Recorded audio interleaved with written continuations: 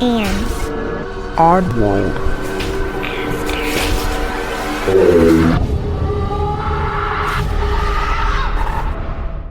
Hey Oddballs, I'm your host Jensen, and welcome to episode 165.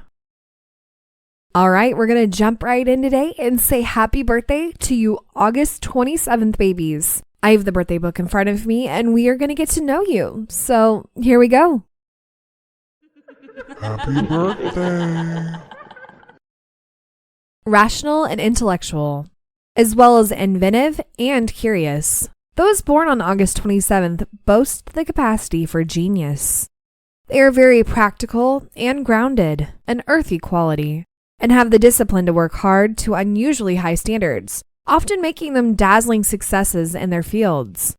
They especially excel in careers in which their intellectual capacities, as well as their analytical and methodical gifts, can be utilized fully.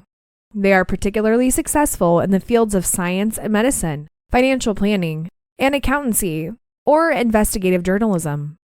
Although keen lovers of the arts, they are nevertheless drawn to those practical and intellectual pursuits that satisfy their realistic and rational natures, qualities that make them refreshingly straightforward as friends and colleagues. The powerful combination of incisive wit and fluent powers of communication possessed by August 27th people, as well as the analytical Virgoan approach, means that, as well as fascinating their audiences, they have the power to wound, even devastate, more sensitive people's feelings. They should therefore remember to choose their words with tact. This particularly applies to those born in the Chinese year of the rooster, who have a frequently irresistible tendency to speak their minds. Studious and diligent, people born on this day often find satisfaction by burying themselves in their work, but their shyness and modesty may mask a lack of self-confidence. Parents and partners should bolster August 27th people's self-esteem to allow their talents to flourish. In adult life, generous and appreciative partners, especially Leos, may similarly provide a stable relationship within which their gifts can thrive. Their virtues are intelligent, tenacious, articulate. Their vices are perfectionists, insensitive, detached.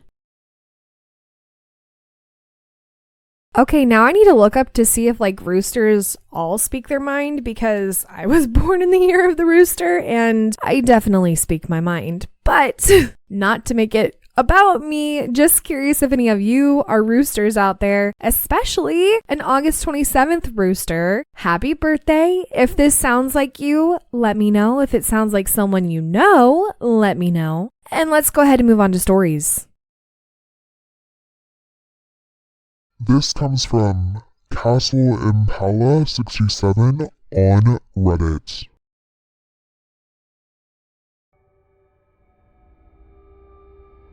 In 2022, I went on a ghost tour in downtown Austin, Texas, and had the only paranormal experience of my life.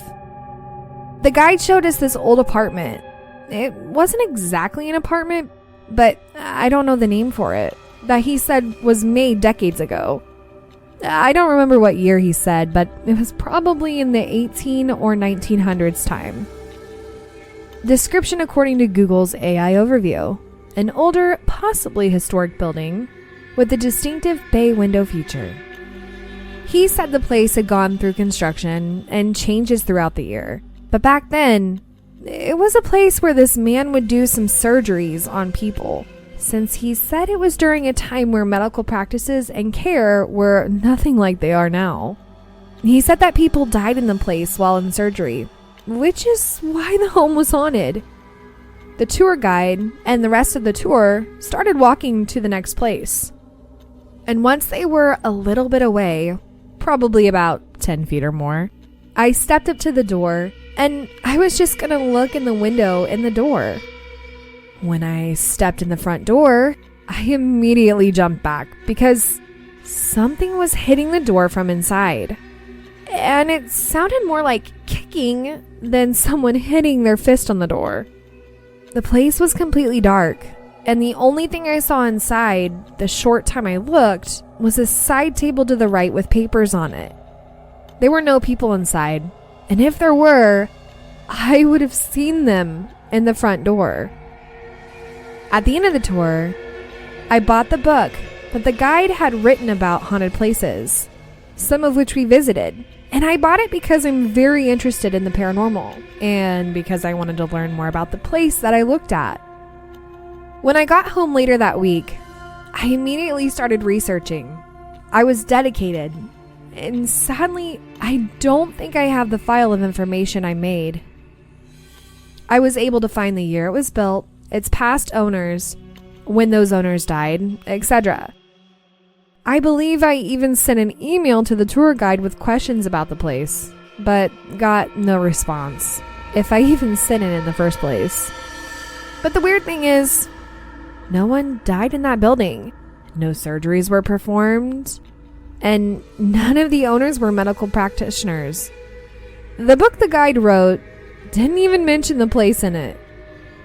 After finding no evidence that the place was ever haunted, I stopped looking into it. I never found an answer or how the story came to be or how I heard something kicking on the door. But it's definitely something I'll never forget. I just remembered this and decided to share if anyone might find this interesting. I was wrong about calling it an apartment since I'm going off memory, but I was able to find the address after a minute of looking through my photos of the place. 109 East 10th Street, Austin, Texas. I'm not sure what to make of any old research because some of the things don't make sense. I still don't know how to explain my experience, or even if the place was ever actually really haunted.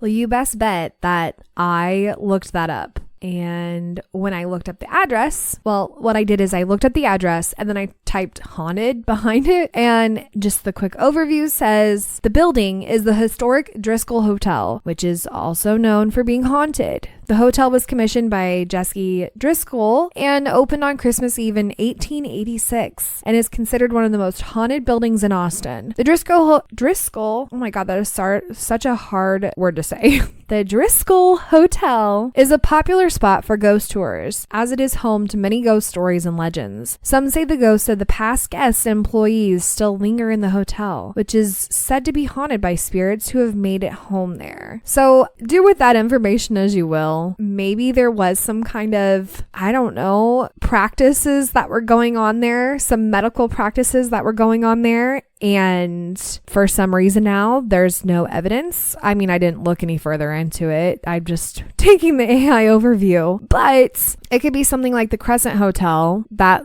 literally had surgeries done in it. But I mean, it's also kind of known for that. So I don't know. I think that either way it is haunted, and maybe there were, maybe there weren't surgeries performed there, but either way, it could be one of a few things. It's already haunted based off the AI overview, okay? And there's a ghost there, and that was what was kicking the door. Or it could be like the winery that is close to me that literally just people talking about it being haunted created something in one of the buildings that was actually nothing, which is kind of crazy to think about that we could do that as humans, just claim something is haunted and keep, going back over and over again, and then all of a sudden it's haunted, but it's not really haunted. I hope that makes sense. So it could be something like that, or it was used for medical purposes and then turned into a hotel, or maybe it was a hotel that was used that also had medical surgeries going on. I mean, either way,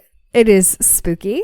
It's spooky to think that it's dark and you go to check out the building and then there's something kicking on the other side of the door. I mean, if any of you know more about oh my God, I can't say it. Driscoll Hotel. If you, one, know how to say it, let me know. Two, what information do you have on it? Obviously, this person is very curious and I am very curious now too. So let me know and let's go ahead and move on to the next story. This comes from 7GIULIA on Reddit.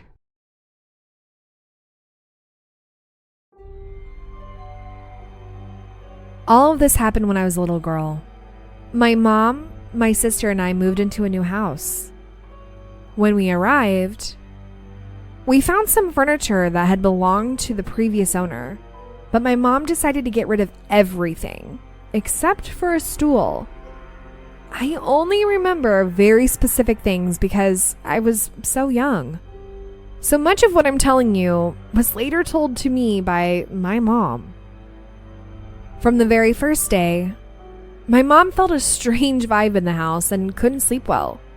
She felt like someone else was there. At night, we could hear noises coming from the kitchen, like someone was cooking, washing dishes, or dropping silverware. This went on for quite some time. I felt the same way. I never felt comfortable and couldn't sleep properly, just like my older sister. One time, I even heard a woman's voice screaming in my ear. We also had a dog, and he was always nervous in that house. Eventually, my mom decided to talk to the son of the woman who had lived there before. He told her that his mother had been very sick and had died at the hospital. He also mentioned that she used to have a dog.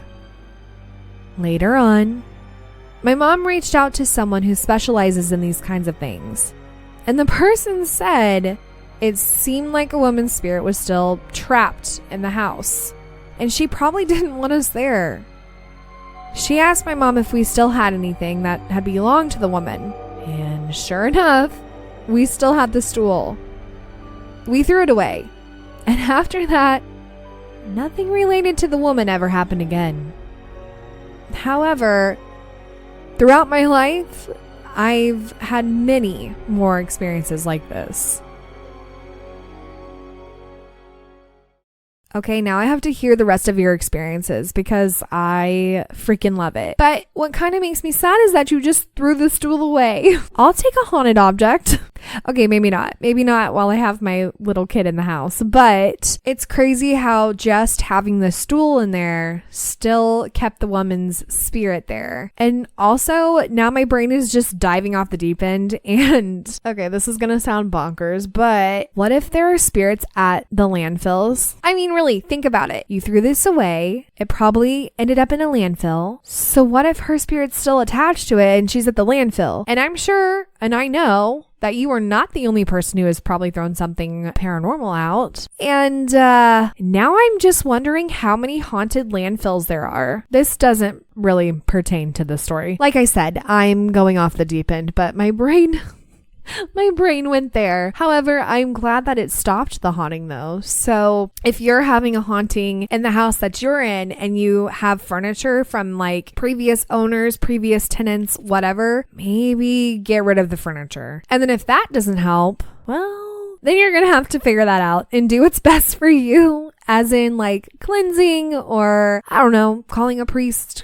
having a witch do something, you know, whatever floats your boat. But it's also kind of sad that like this woman was still there, because I wonder if she even knew that she had passed away. Surely she did, because she was in the hospital. So I feel like unless she just went unconscious and had no recollection of that while she was in the hospital, like she never woke up is what I'm trying to say, and then obviously passed away in the hospital, then maybe that's how they get stuck. This is always the question that I have all the time, is like, how do spirits get stuck? Like sudden death, going unconscious, and then literally never waking up. Even if they're going to a hospital, like apparently they're all at the freaking landfill now. Okay, but seriously, it's gonna smell really bad, but I really want to go investigate now and see if it is haunted. That is so freaking stupid. Okay. Anyhow, I want to hear the rest of these paranormal stories that you have. And if any of you have a paranormal story, like either story today or a paranormal story in general, head on over to my website and let me know. I hope you enjoyed today's episode. And well, it's an odd world after all. Oddballs, thank you for listening. And if you enjoyed today's episode, don't forget to leave 5 stars or thumbs up on whatever podcast platform you listen on. If you have any comments for this episode, comment below. Or head over to Instagram and comment on this episode's preview. To submit a story or for more information, go to it'sanoddworldafterall.com.